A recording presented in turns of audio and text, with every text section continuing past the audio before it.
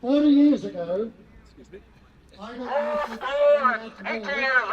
got arrested in that mall for speaking out. We had a right-wing government in this city, in this state, that said you can't speak publicly, you can't have a rally, you can't have a street march, or you'll be arrested. I got arrested over 20 times. That Over Sue 20 is times. violently anti-immigration? In that time, That Sue is violently anti-immigration. She hates Muslims. Most of these people hate Muslims.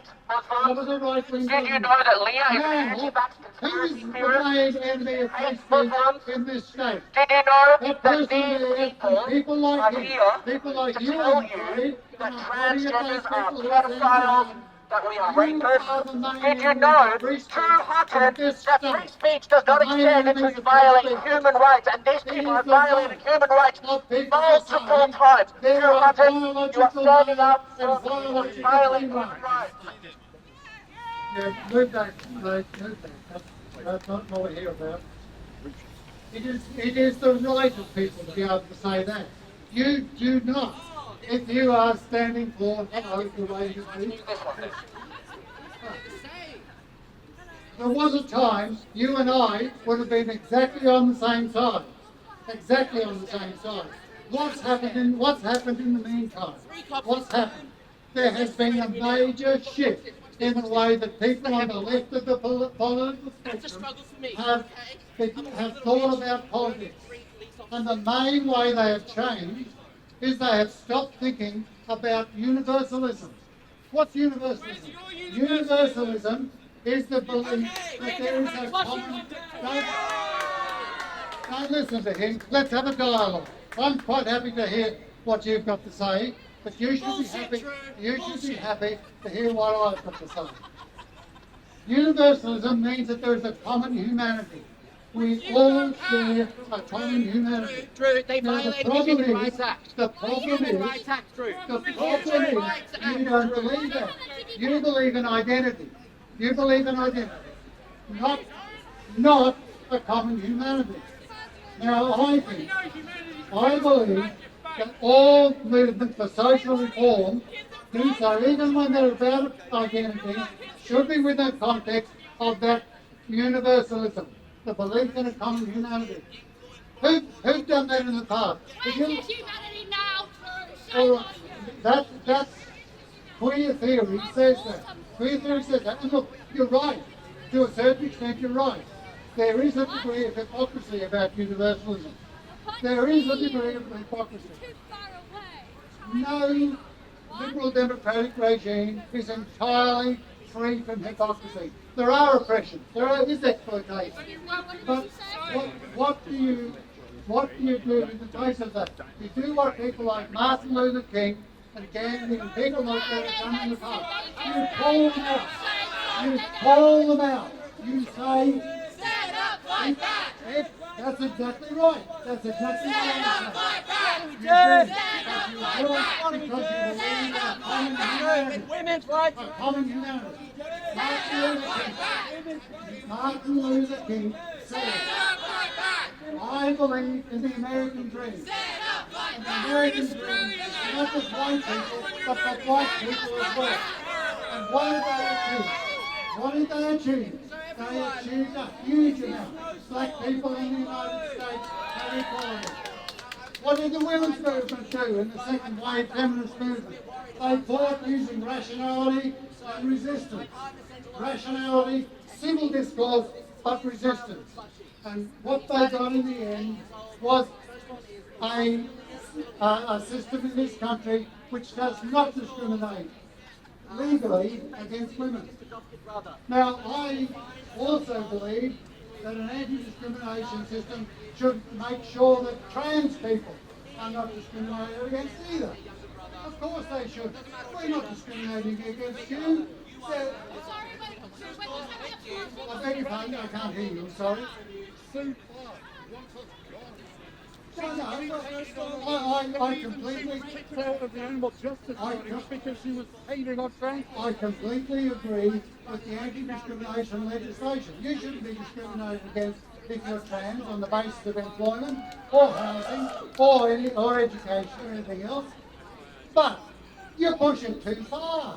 What you're saying is that therefore trans people should be able to occupy women's only spaces that women have fought for decades to achieve. That's just going too far. Women have not be defined by that. I want to make two real points, actually. The first is about universalism. I tried to make it over there, but it wasn't really the place. Universalism means that you share a common humanity. Now, all the great movements for social reform in the past have done just that. Whether it was for women or for gays and lesbians, or whether it was for black people, or whether it was for disabled people or whatever, they did so saying, we want the same rights as anybody else has. We are part of humanity. And being part of humanity, on an equal footing with everybody else, we deserve the same rights. Now that's the sort of campaign that movements for social reform have employed for the last 2 centuries. And what has it got us? It's abolished slavery. It's abolished all sorts of racist and sexist elements of legislation in all of our democratic countries. It's abolished the other forms of discrimination in a way that says we will do this rationally, civilly, and non-violently, but we will resist. We will resist.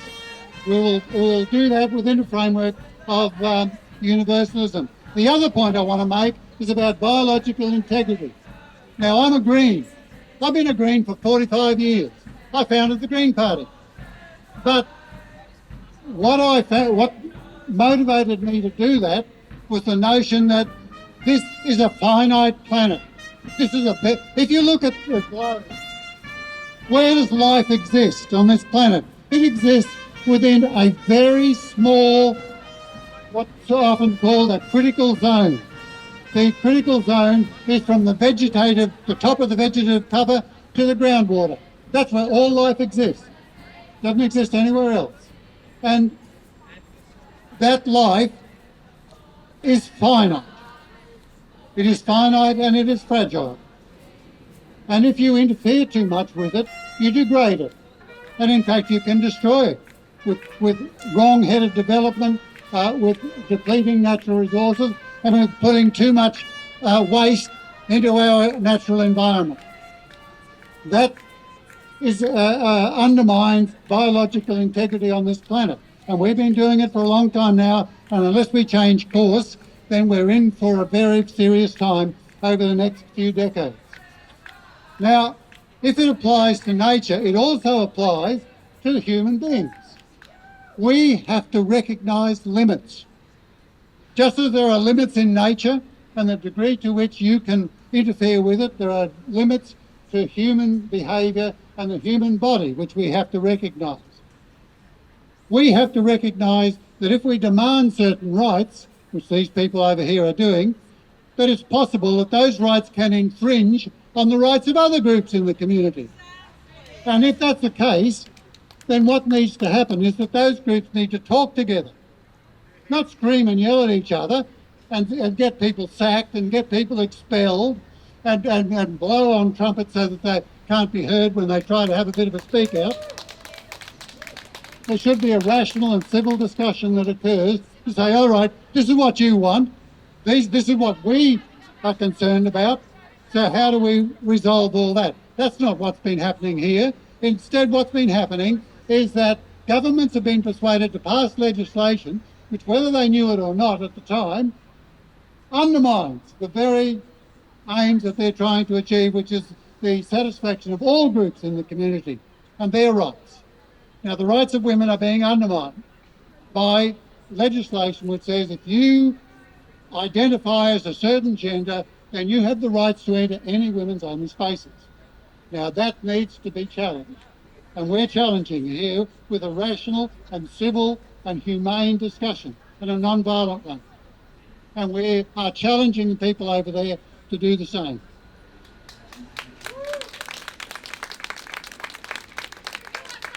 Now,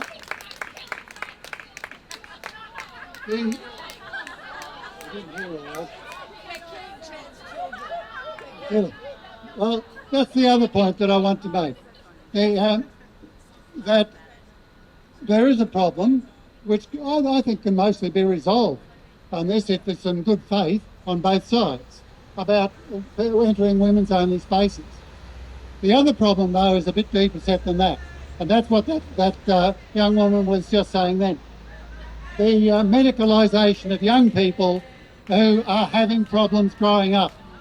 Now, addressing that by giving them potentially harmful medicines and surgery, radical surgery, which is irreversible, that is not the way forward when a lot of children simply need some support during that period of their lives so that they can work out problems that all children, most children, do have when they're growing up.